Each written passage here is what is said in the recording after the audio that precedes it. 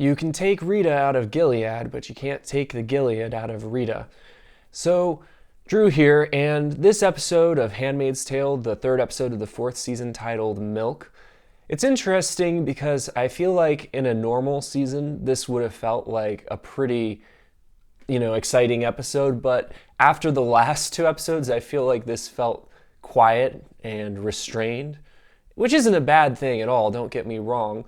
The flashbacks are back.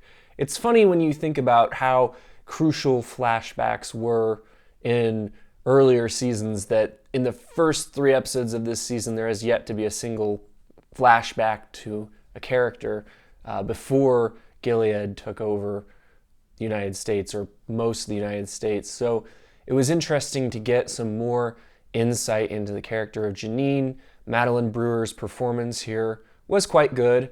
I feel that the show has chosen to weigh in on the issue of abortion, and it's not really for me to say what I think of what its stance is, but it's pretty, aggressively pro-choice.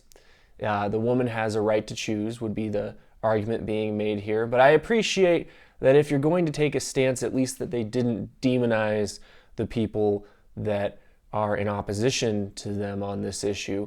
I feel that the portrayal of the Crisis Pregnancy Center, while the physician who helped Janine get her abortion had some very, very negative things to say about the Crisis Pregnancy Center, I felt like at least that they showed that the woman who tried to counsel Janine not to get an abortion was a well-meaning individual and not spiteful or hate-filled. I feel that it's important to have balance in these portrayals.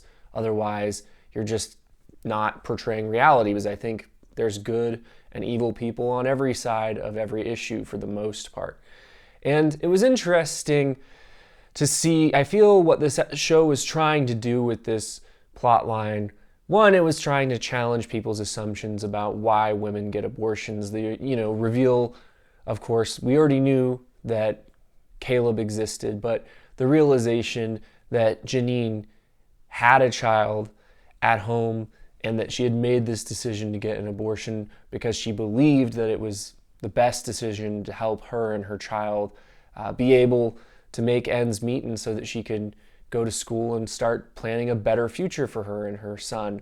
I feel that, that's what this show is trying to do, challenge assumptions about why someone would get an abortion. But also, I think that they're trying to show that Janine is someone that, right or wrong, makes hard decisions. And they clearly were drawing a parallel between this decision and the decision that she makes at the end of this episode, when she chooses to allow herself to be used sexually by the leader of the group of resistance fighters that they find themselves among at the end of this episode. And it was interesting to see the world open up a little bit. We've been waiting a long time to see what the parts of the United States that aren't controlled by Gilead look like. And it's very, very telling that June and Janine don't see their situation change all that much. They were in sexual servitude while they were in Gilead, and they find themselves almost immediately having that demanded of them again by these people that are ostensibly in the free part of the US, which is a sign that it's really, really easy to blame Gilead and systems like that for people's behavior. But I think that the truth is that people are bad all over. You don't need a bad system for people to enact wicked behavior. It's something that I think comes from within people. So it was interesting to me.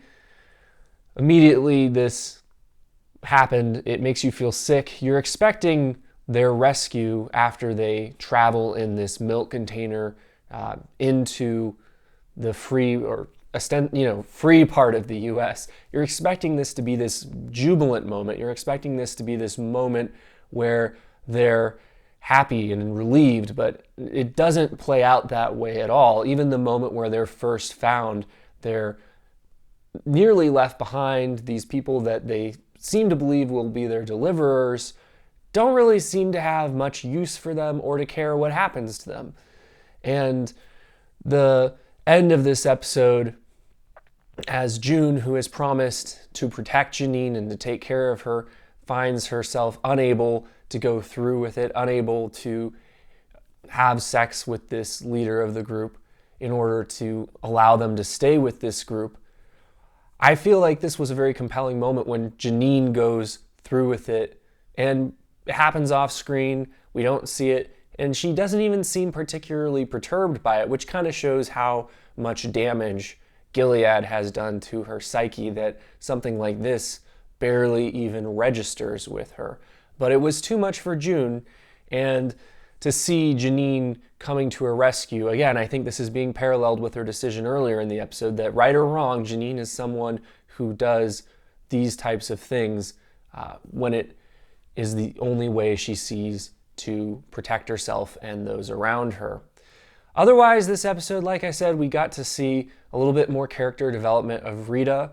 Moira, talks to her about going to see Serena Joy. And to me, this was a hard plot line to analyze. I feel like a lot of this comes down to Amanda Bruegel's performance. I think she's an okay actress, but she's very, very distant and a little bit hard to read. She doesn't have Elisabeth Moss's gift, for example, of micro expressions that really, really let you inside the character's head and help you to understand every little reaction that she's having. I feel like a lot of her reactions here, it was hard for me personally. Some of you probably have better interpretations of this than I do, but it was hard for me personally to understand what was motivating her reactions to Serena in a lot of this. So if I get it wrong, that's probably why.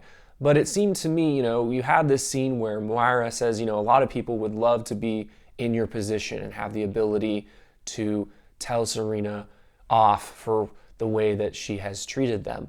And that's not really how things play out, however, because Rita goes to Serena Joy and finds out that she's pregnant and prays with her and treats her, seemingly is willing to treat her as a friend.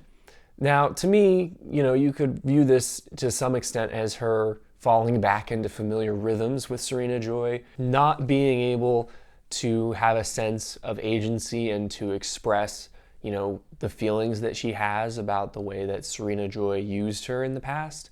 But to me, the fact that in the very next scene, she's able to tell Fred off for his behavior and exposes the fact that Serena Joy is pregnant, perhaps out of a desire to better Serena Joy's situation, to get Fred on her side. I feel like you can't really argue that. I feel like clearly she treated Serena the way that she wanted to treat her. And I'm interpreting it that to some extent or another, she believes that Serena is as much a victim of Gilead as she is, and she sees this woman pregnant and joyful about that, and she is willing to forgive the wrongs that she did to her because she believes that Serena Joy is becoming a different person. That's how I interpret it. Obviously, there's a lot of ambiguity here, so I'm interested in hearing other people's interpretations. But it's funny to me that Serena didn't want Fred to know that she was pregnant, as she tells Rita, because why not? She's trying to get Fred to drop these charges against her. But it seems to me that the easiest way to do that would be to reveal that she's pregnant with his child, because that would certainly make him reconsider, I think, what he's doing to her. I don't know.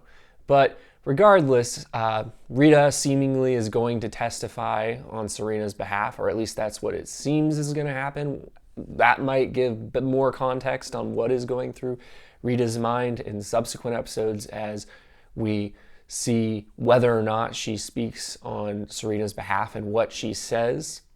It's interesting to me, though, that Serena really truly seems to believe that Rita is her friend, and regardless of whether or not that is the case, Rita does nothing to contradict it this episode, whereas she very, very quickly contradicts Fred.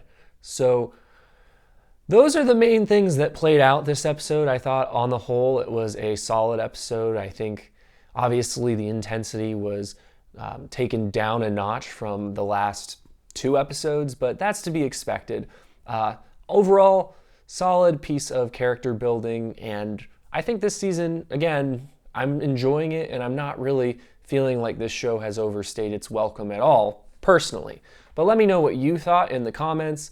Let me know how you interpreted different scenes. If you're interested in seeing my upcoming reviews of other shows, please consider subscribing.